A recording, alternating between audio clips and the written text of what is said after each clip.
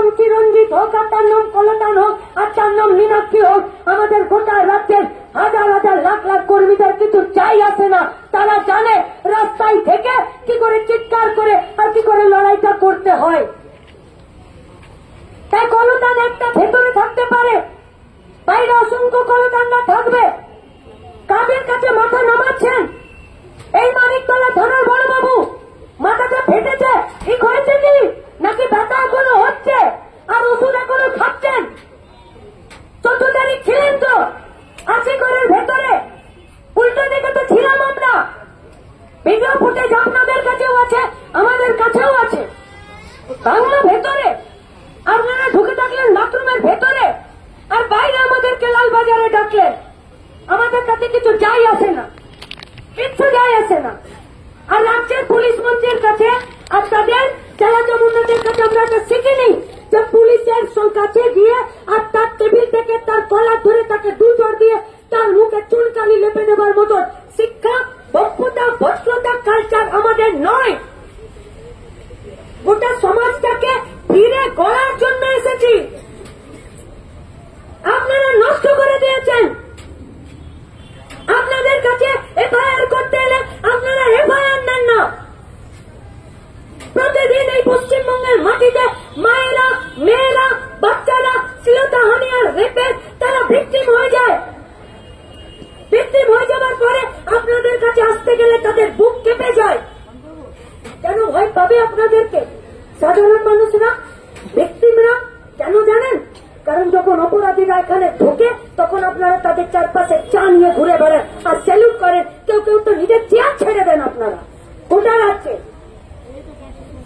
কি চাইছেন? রাজ্যের শুভবুদ্ধি সম্পন্ন গণতন্ত্র প্রিয় স্বাধীন চেতনার মানুষেরা আপনাদের পাশ থেকে সরে গেলে এখানে তো কলাপসিবল গেটের পিছনে দাঁড়িয়ে আছে, এখানে তো উর্দি ধরে দাঁড়িয়ে আছেন। এখান থেকে বেরোবেন, হাতে বাজারটা করে বাড়ি যেতে হবে, মেয়েকে টিউশন পড়তে যেতে হবে, বউকে ডাক্তার দেখাতে যেতে হবে, মাকে হসপিটালে ভর্তি করতে যেতে হবে। এই সিভিক সোসাইটিকে বাঁচাতে পারছেন তো?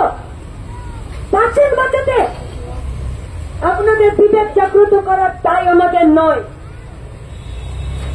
আপনারা আমাদের কথায় হাসলেন, আমাদের কথায় কাঁদলেন, আমাদের কচু পোড়া, কিচ্ছু যায় আসে না আমাদের। কিন্তু আজকে যখন ভাঙছিল, কোথায় ছিলেন আপনারা? কোথায় ছিলেন? কেন দৌড়ে দৌড়ে ঢুকছিলেন আজকের ভেতরে? আজকে যেভাবে কলতানকে ধরলেন, সেদিনকে চিরঞ্জিতকে ধরলেন, যখন আমাদেরকে যেতে পাঠান, যখন পেটান, মহিদুলকে যেদিন 14 জন পুলিশ মিলে বুকের ব্যাগটা লাগানোর আপনারা সাহস করতে পারেননি। মহিদুলকে পিটিয়ে পিটিয়ে চোখের সামনে খুন করলেন, আনিসের বাড়ি পাঠিয়ে দিলেন। লোকের ট্যাক্সের টাকায় আপনাদের গাড়িতে পেট্রোল ভরে আর রাত্রে 11টা 11:30 ছেলেটাকে ছাদ থেকে ঠেলে ফেলে খুন করে দিয়ে আর গাড়ি নিয়ে বেরিয়ে চলে গেলেন।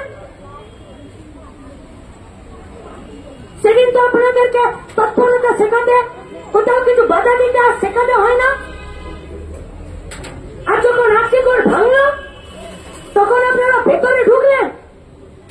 হ্যাঁ, আমরা জানি आर्जिकर का घटना अंदर का मामला था और अंदर का मामला आराम का होता है।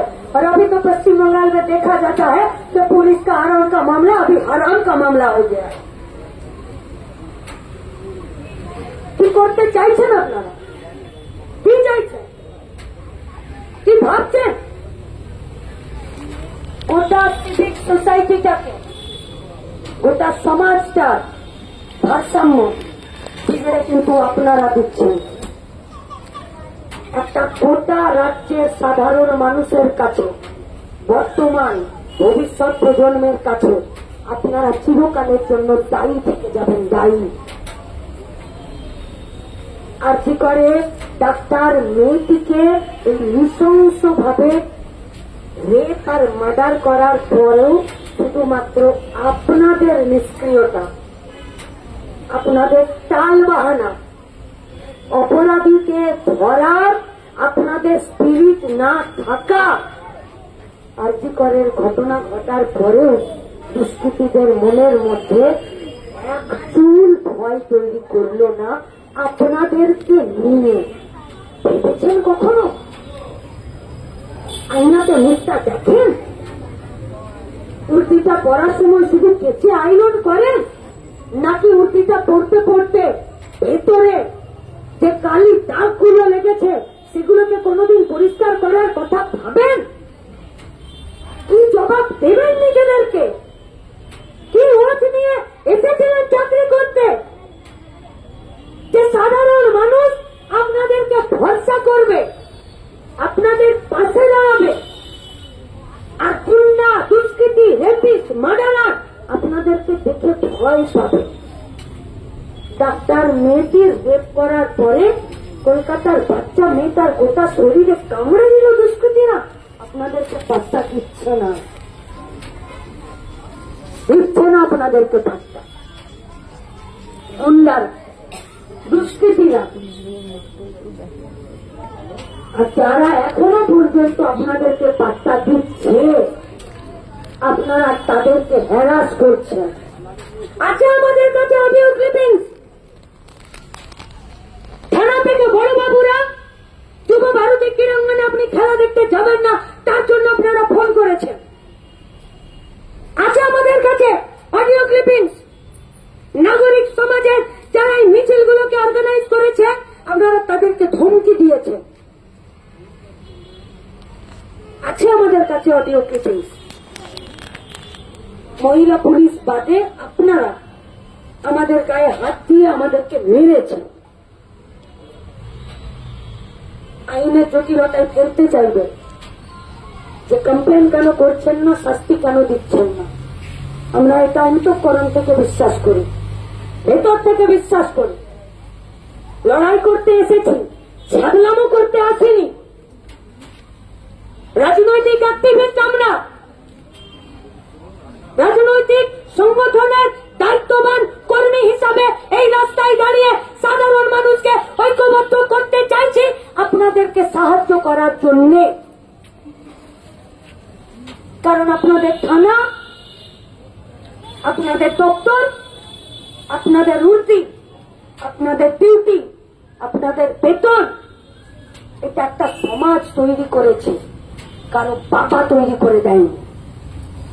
সমাজ আপনাদের এই দপ্তর, এই চাকরি, এই উর্দি, এই বেতন, এই কাজের সিস্টেম তৈরি করেছে এই গোটা সমাজটাকে বাঁচানোর জন্য।